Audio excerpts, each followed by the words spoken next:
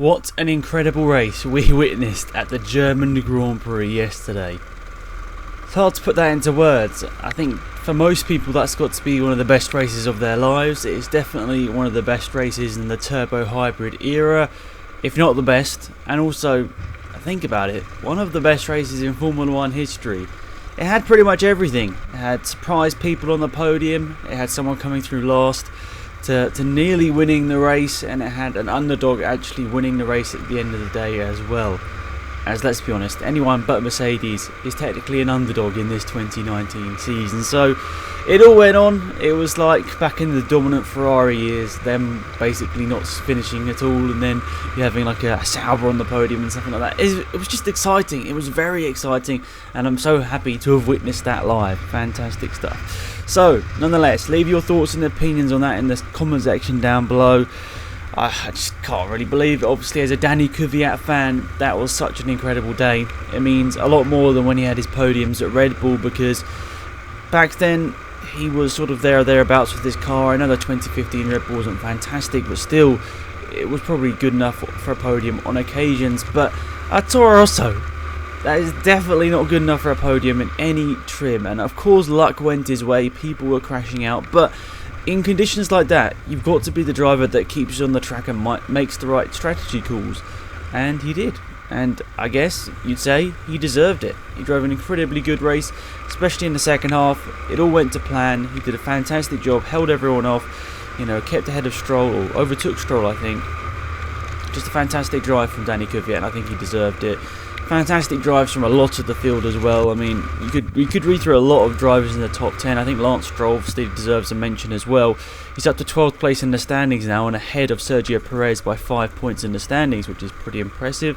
Of course, Danny Kvyat, I've already mentioned him. Verstappen coming through and winning the race after dropping back a bit and having a spin. Vettel coming through from 20th, was it?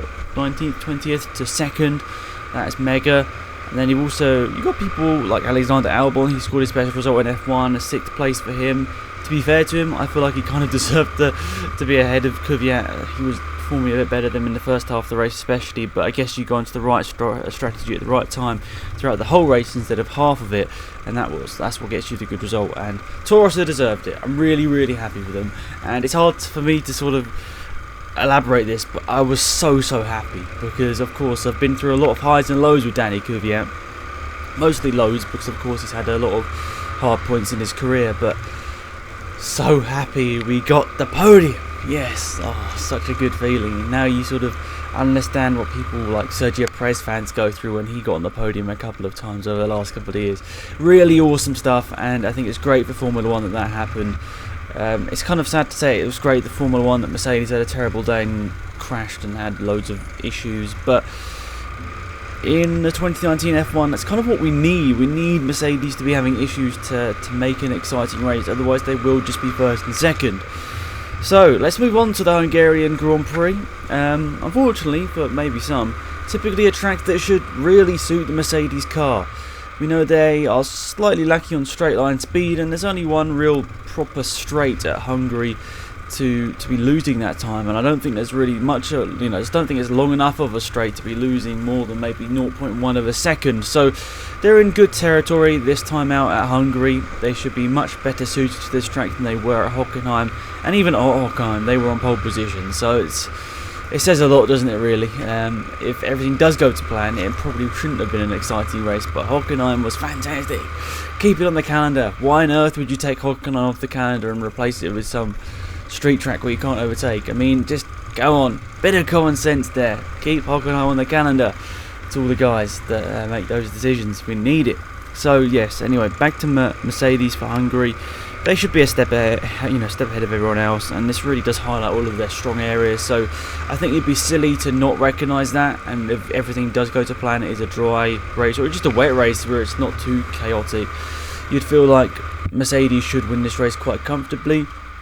But I guess everyone's keeping their fingers crossed a little bit that it doesn't happen. I think we ought to see a bit of a closer race, maybe Red Bull come into the mix, which we'll speak about in a minute. But overall, I think that Mercedes will be the team to beat, and I just hope they're not too dominant in qualifying, because that might not be good for the sport after such a good Grand Prix that we just had. So let's speak about Ferrari, and then we'll speak about Red Bull in a minute. Ferrari, this should be a track where they struggle a little bit more. Hockenheim was actually pretty good for them. I think a little bit better than expected. They were a little bit closer to the pace that I really actually honestly thought. Obviously we didn't get to see what they were going to do in Q3, but I would say they were pretty similar to the Red Bull, maybe even should have been a little bit quicker. And we saw how close Verstappen got to go into pole position. Well, you know, he was ahead of Bottas, for example, so obviously not close enough to be on pole position, but you get my point. Red Bull were a little bit closer than I would have thought they were going to be in Hockenheim, and I think Ferrari were probably a little bit ahead of them. So maybe Ferrari could have honestly been on pole position in Hockenheim, and maybe the whole race could have been completely different. Maybe Sebastian Vettel could have led from the front and won the race. Probably not, but anyway, I think it was clear to see Red Bull have made steps forward. Ferrari were also quite quick in Hockenheim, but the Hungary track is nearly a direct opposite to Hockenheim in a lot of ways. Of course, a lot of low speed corners, a few medium speed corners in there as well, whereas Hockenheim has a lot of fast straights and high speed corners, meaning you need different key attributes of your car, and I think it's going to be a tough one for Ferrari. And if they can score a podium, I'd say at this Grand Prix, that would be a really good sort of thumbs up moment for them. I think that would be a strong moment to end on the summer break. But more realistically, they're going to try and just make sure they get some solid points, because I can't see them really challenging for the victory this time out at Hungary. But a team I can see possibly battling for the victory is Max Verstappen and Red Bull. Well, Max Verstappen, I should say. Because let's be perfectly honest, he has done a fantastic job over the last couple of races, won 2 of the last 3 Grand Prix, being competitive in the majority of the season so far, 3rd place in the standings, closing on the 2 Mercedes drivers after that great result in Hockenheim, where he totally deserved the win after making all the right strategy calls, drove like an absolute genius, and just, I think, really well and truly proving to everyone what a fantastic driver he is. And I think it's very exciting what we've got in the future here, because he just drives in such an exciting way to watch, and I hope that never changes. Of course, you guys know, if you've watched the channel for long enough, I obviously wasn't a fan of Max Verstappen when he first came to Formula 1.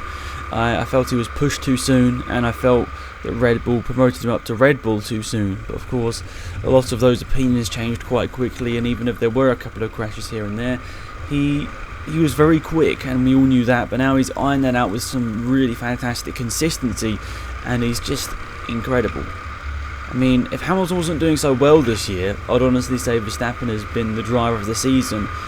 It's close already, and maybe the next couple of races could define that and change that, but obviously Hamilton's had a fantastic year as well. Hamilton and Verstappen are, in my opinion right now, clearly a step above everyone else, and I really want to see them battle at some point. Maybe Hungary could be an option, because I think Red Bull should be a bit closer. This should suit their track, of course. They still lack a bit of straight line speed, so this should be an exciting one. I've got my fingers crossed here that Red Bull can be close enough here at Hungary to put the pressure on Mercedes, make them make a few mistakes, and overall just have an exciting races ahead of us. So I've got my fingers crossed. That's all I'm saying. It's hard to predict that Red Bull are going to outright beat Mercedes on pure speed. I don't think that's really going to be the case. I think Mercedes has still got a couple of tenths in hand, even with Max Verstappen driving the best he ever has. So I think we have to expect a little bit of rain or something to come into the equation for us to see a Red Bull victory once again. But of course, none of us would be opposed to that. I think that would be good for Formula 1. Another wet race, another bit of drama here and there. I'll take that. So now let's go to the midfield, and what a race for a lot of drivers. As we've already mentioned in Hockenheim, Stroll, a good race by Sainz as well, the Kvyat, and then Albon, Grosjean, Magnussen, even Lewis Hamilton, the really big midfielder, finished 9th place. I mean, congratulations to him. And we'll speak about Robert Kubica in a minute, don't worry. But wow, where do we start about the midfield? I guess we would say McLaren, Hockenheim, definitely destroyed the form guy a little bit, but I'd still see McLaren as best of the rest, and this could once again be a decent track, because definitely Renault straight line speed isn't quite there. So I'd say Renault and McLaren will both be looking for solid points here at the Hungaroring, and I'd still say McLaren are slightly ahead of Renault. you get that feeling. You look at the race, for example, in Hockenheim, and you'd say the McLaren drivers were a step ahead on the majority of moments throughout the race. I mean, of course, Hulkenberg was in a bit of a lucky position early on. Well, I wouldn't say lucky, he put himself there, but Hulkenberg was driving very well in the first part of the race before he crashed off. But I feel like that was him just outperforming the car, other than Renault being clearly ahead. But McLaren, I'd say, very slightly ahead of Renault, which makes it a really exciting battle going to this Hungarian race. And as we, speaking about Renault, it looks very, very close to fourth place overall in the constructor standings. That's very good for the championship. Of course, we've had some great races, just full stop, but there have been a number of good races throughout the field. Looking into the midfield, especially throughout the 2019 season, the director showed a little bit more of the midfield in those early races. I don't think we would have seen 2019 as such a boring season in the first sort of 5 or 6 races, but it stepped up a notch. Actually, it went from sort of being at a 4 to being up to 10.5 over the last couple of races. It's just been fantastic. Awesome racing. I'm just so happy to be a Formula 1 fan right now. The first, as you said, 6 or 7 races really... we saw one good Grand Prix, one or two good Grand Prix, and I think we're all thinking, we're not in for another season like this, are we? But it's all just gone on. Really exciting stuff in the midfield. It's providing us with fantastic racing. So I'd say we look for the top 5 teams, the big 3 plus Renault and McLaren. They're going to be the ones scoring the points, I think, this time at the Hungarian. But don't take out all of these other drivers and teams that I'm going to mention in a minute. They, if the race goes crazy like it did in Hungary, could be ones to watch. And let's get on to those teams now. So big news post-race in Hockenheim was that Alfa Romeo lost quite a lot of points due to breaking the rules. I think, was it right that the cars were underweight, I think? Or was it they convened some sort of regulation which they got done for. The FIA disqualified both of their cars. A decent points haul, especially for a mid-table team, taken away, and that's worrying because, of course, we don't expect many races like this throughout the 2019 season. And of course, you need to capitalise on those races when they come about. But I guess the reason why they are so beneficial to these midfield teams is because so many teams are making mistakes. So it really is the most intelligent teams and the best drivers coming to the fore in these conditions to score those points. And to be fair, Raikkonen and Giovinazzi were there. They were going to be scoring those points, and for some weird reason, Sauber Alfa Romeo was disqualified. I think it's already happened this year in a qualifying session, if I remember correctly. They were disqualified for a similar offence.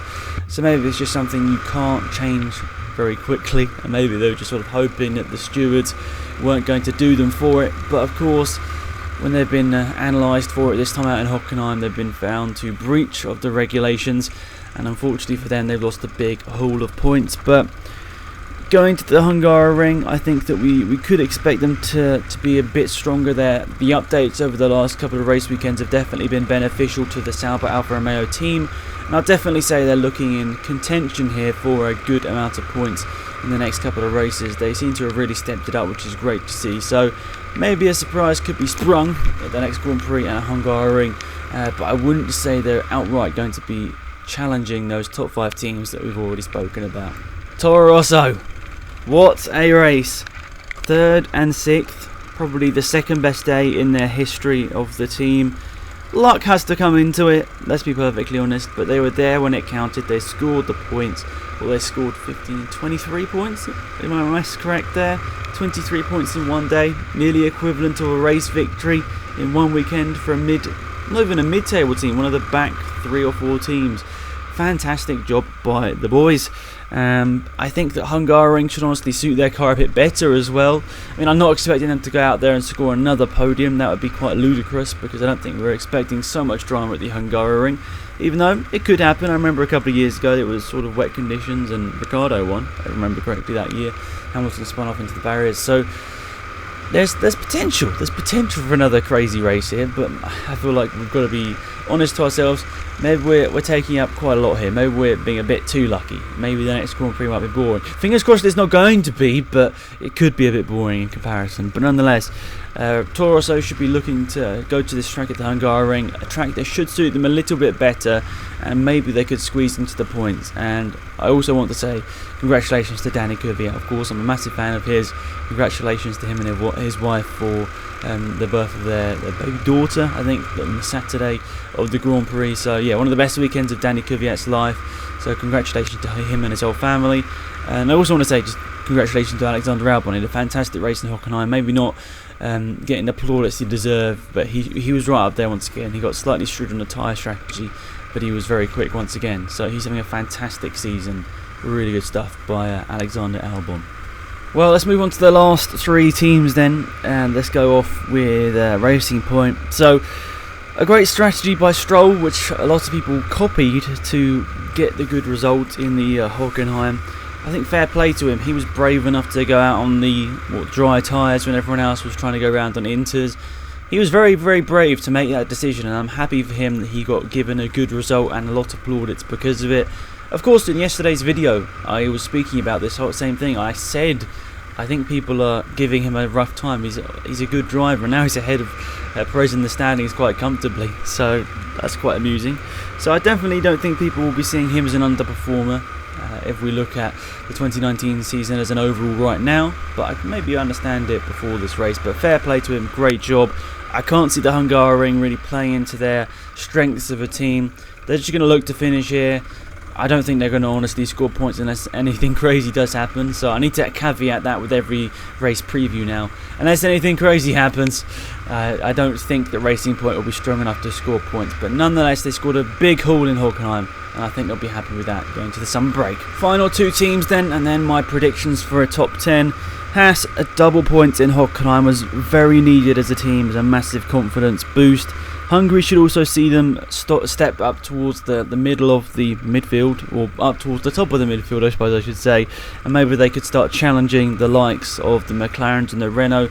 It should be a good Grand Prix for Haas, and I'd honestly say they've got an outside chance here of points, and I think in my predictions I've also put a Haas car to be in the points. I think this should be a good Grand Prix for them, so I've got my fingers crossed for them, because I feel like they need all the support they need right now, because they're going through obviously quite a lot as a team, but they're obviously showing that in Hockenheim if they can all put everything together, they can score some points, even if it was an insanely crazy race. But fair play to them, they deserve the points and the double points all, and I'm happy for them to do so. And Williams, they got a point in 2019. Okay, it had to go because of a lot of crashes, a lot of things going their way, 2 disqualifications after the race. But I'm so excited for them, I can't even speak properly. But Robert Kubica, finishing 11th, finishing 12th, gets promoted to P10. A point for the Williams team. Fantastic job by him. To be fair to him, I think he was ahead of Russell for a lot of the Grand Prix, so he deserved it. He was doing well in the conditions, and of course Russell, I don't want to even make any excuses for him, because this is about Kubica and having a solid race and their consistency showing. So well done, Robert Kubica. He proved a lot of people wrong, I guess, by scoring a point for Williams when it mattered, which I suppose is a key point here, because we look at people like Pascal Wehrlein scoring a point for Marussia when it mattered. Kubica scored a point for Williams when it mattered, so fair play. I think it was great for the team, and maybe it could be a springboard for the second half of the season. I got my fingers crossed that they're going to have a big update in the second half of the year, but I guess you can't hold your hopes up. I think they might have already written off 2019 as an overall.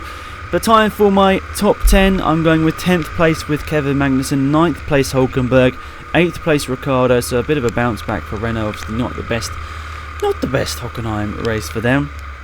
Obviously a big shame for Hülkenberg, I should say that as well. But anyway, I'll go through this again because I've already messed it up. So 10th place Magnussen, 9th place Hülkenberg, 8th place Ricciardo, 7th place Norris, 6th place Sainz, 5th place Leclerc, 4th place Vettel, 3rd Verstappen, 2nd place Hamilton, and 1st place Bottas, because no one else is going to do it, so I'm going to predict it. Bottas to win the Hungarian Grand Prix and come back from a lot of bad luck.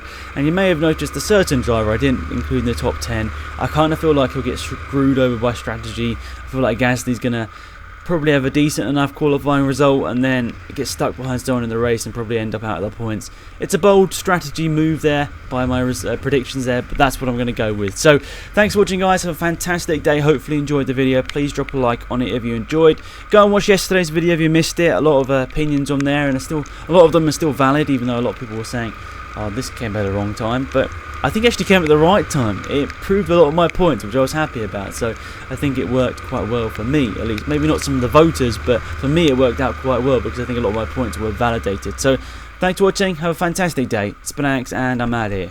Goodbye.